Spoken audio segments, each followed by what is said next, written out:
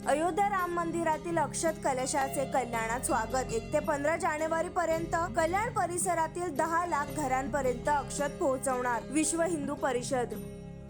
22 जानेवारी रोजी अयोध्येतील श्रीराम मंदिराच्या उद्घाटनाच्या पार्श्वभूमीवर देशभरातील श्रीराम भक्तांमध्ये आनंदाचे वातावरण पसरले आहे। कल्याणमध्ये अयोध्येतून आलेल्या अक्षत कलशाचे विश्व हिंदू परिषद, बजरंग दलाच्या पदाधिकारी, कार्यकर्त्यांनी सुभेदारवाडा शाळेत पूजा अर्चना करत स्वागत केले। 1 ते 15 जानेवारी 2024 दरम्यान या अक्षता घराघरात वाटण्यात येणार असून कल्याण जिल्ह्यातील तब्बल 10 लाख घरांपर्यंत अक्षता पोहोचवण्याचे मानस असल्याचे व्हीपीचे जिल्हा मंत्री अभिषेक गोडबोले यांनी सांगितले। तसेच 22 जानेवारीला घराच्या परिसरात रांगोळ्या, घरांवर भगवे ध्वज आणि पताका लावून परिसर सुशोभित करावा। तसेच सायंकाळी घरांसमोर दिवे प्रज्वलित करून दीपोत्सव साजरा करावा। सर्व राम भक्तांनी सहभागी व्हावे असे आवाहन केले आहे।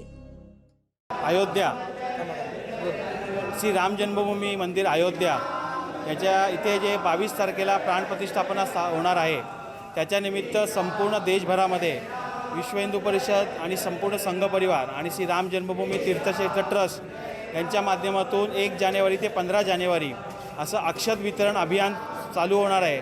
त्यानिमित्ताने आपल्या कल्याण शहरामध्ये, कल्याण जिल्ह्यामध्ये आज त्या अक्षतांचं सामूहिक पूजन करण्यात आलं। संपूर्ण कल्याण जिल्ह्यामध्ये 40 अक्षत कलश आणि अयोध्येतनं जे अक्षता आलेल्या आहेत त्यांचं सामूहिक पूजन झालं आणि इथे राम खिचडीचा प्रसाद होणार आहे।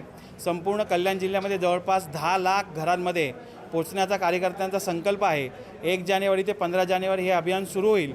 त्यामुळे संपूर्ण हिंदू समाजाला आणि राम भक्तांना असं आव्हान आहे की जे रामभक्त, जे कार्यकर्ते आपल्या घरी येतील तेव्हा ते अक्षता घ्याव्यात आणि 22 जानेवारीला जेव्हा प्राणप्रतिष्ठापनाचा कार्यक्रम सुरू होईल त्यावेळेला आपल्या घरामध्ये दिपाळी साजरी करावी, आपल्या मंदिरामध्ये दीपोत्सव साजरा करावा, घराबाहेर रांगोळी करावी, घरावरती भगवा ध्वज लावावा, जेणेकरून त्या दिवशी खऱ्या अर्थाने अयोध्येमध्ये पुन्हा एकदा दिवाळी जशी होणार आहे तशी संपूर्ण भारतामध्ये आपल्याला दिवाळी करण्याचं आवाहन आम्ही सर्व कार्यकर्ते आपणास करत आहोत। जय Shriram. Bureau report, Maharashtra crime spot news, कल्याण।